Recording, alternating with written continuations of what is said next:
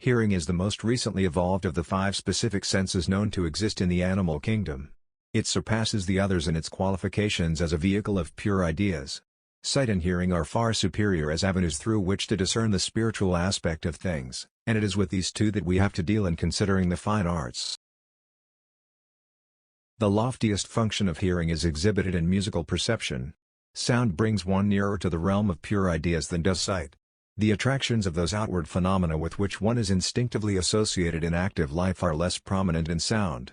The daily occupations of nearly all persons lead them to deal much more closely and carefully with distinctions in quality of color and figure than of tones. Therefore the mind, being engrossed by the former, is more inclined to dwell upon them whenever they are present. The most meaningful phenomena tend to grow commonplace when observed steadily, and lose their suggestive potency through constant familiarity. On beholding a painting or natural landscape, the average mind is inclined to linger on the plane of phenomena, instead of penetrating deeper, and discerning through them the pure ideas it is their function to disclose.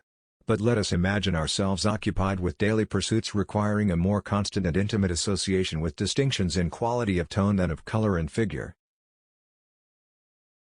so that musical sounds in various combinations would be present to the mind as continually as objects of vision now are, and enter as thoroughly into the practical economy of living. Let us also imagine ourselves paying as little attention to relations of color and figure as we now do to tonal relations. It is clear that our minds would then be more engrossed with the phenomena of sound, and more familiar with tone effects, than with those of color and figure.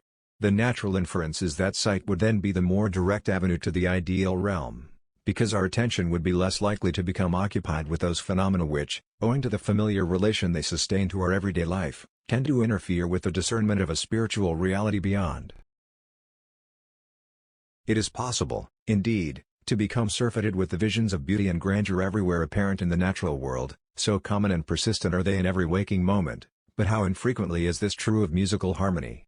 Our ears are seldom greeted by agreeable combinations of sounds, while our eyes are continually met by attractive scenes, and, even then, how quickly our power of appreciation loses its keenness.